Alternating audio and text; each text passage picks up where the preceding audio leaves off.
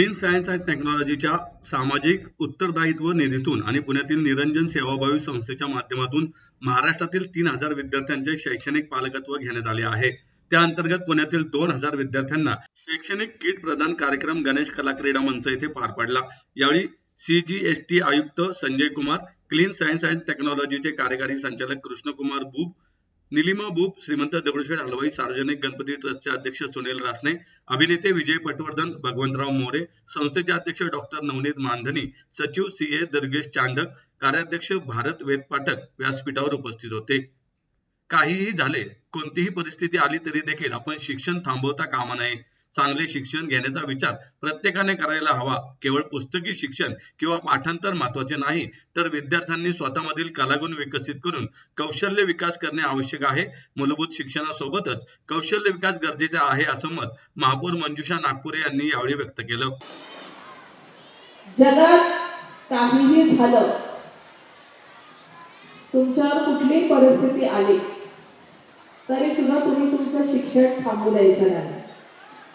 पुढचं शिक्षण घेणार ना. शिकून खूप मोठं व्हायचंय, खूप शिक्षण घ्यायचंय. त्यामुळे तुम्ही फक्त कसला विचार करायचा आहे, तर चांगलं शिकायचंय, चांगले मार्क मिळवायचे आणि पुढे जायचंय.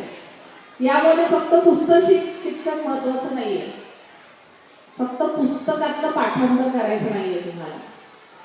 त्यामध्ये काय आहे, तर तुमच्यातल्या कला गुणांना सुद्धा तुम्ही वावरायचं आहे. तुमच्यातले स्किल सुद्धा तुम्हाला डेव्हलप करता आले पाहिजे. असं आता इथे अनेक पालक आहेत, शिक्षक आहेत.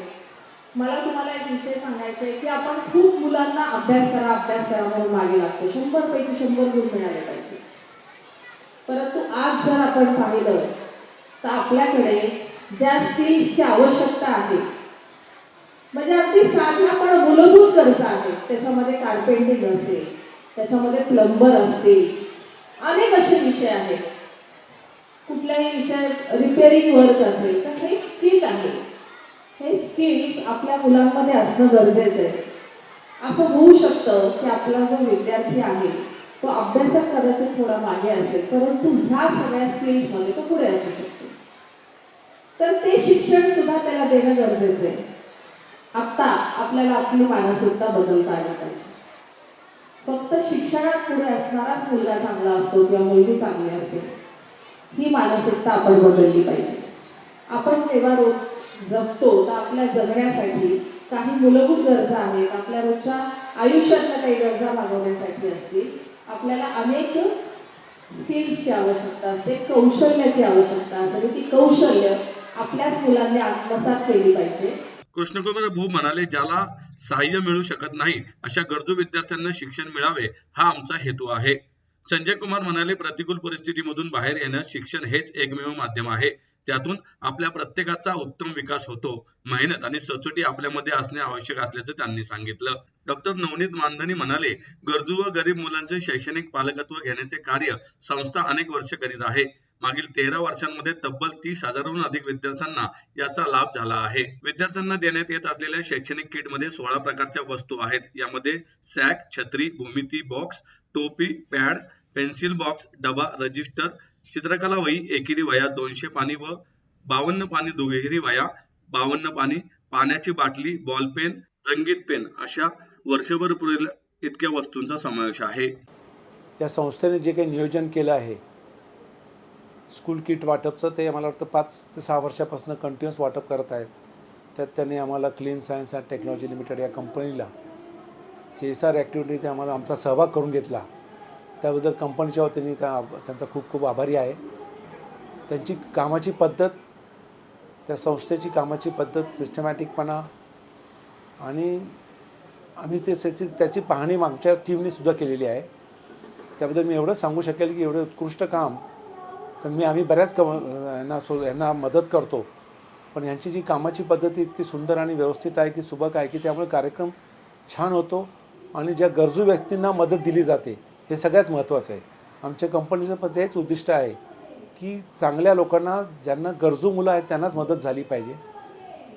क्लीन सायन्सच्या CSR ॲक्टिव्हिटीतर्फे आम्ही बरंच काही काम करतो. आम्ही म्हणजे पर्टिक्युलरली डिजिटल स्कूल, म्हणजे एज्युकेशन, एन्व्हायरमेंट, हेल्थ, या तिन्ही चारी गोष्टी ज्याची आपल्याला आपल्या याच्यात गरज आहे, समाजाला गरज आहे, त्यात आम्ही काम करतो. ह्या कार्यक्रमात त्यांनी आमचा सहभाग करून घेतला, त्यामुळे त्या संस्थेचा मी आभारी आहे. Thank you very much. जय हिंद, जय महाराष्ट्र.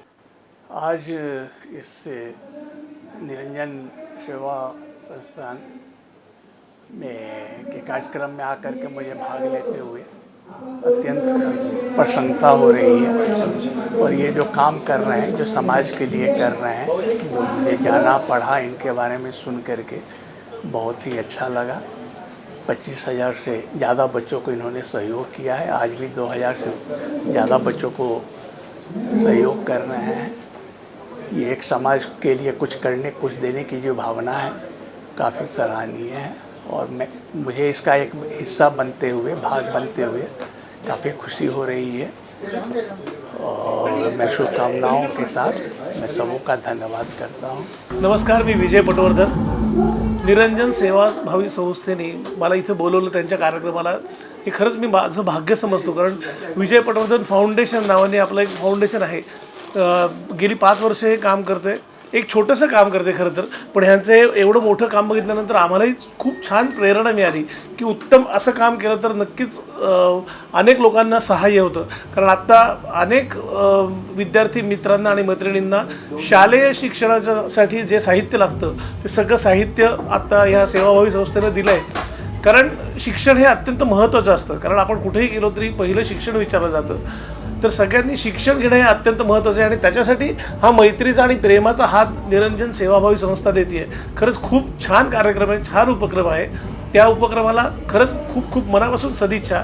धन्यवाद.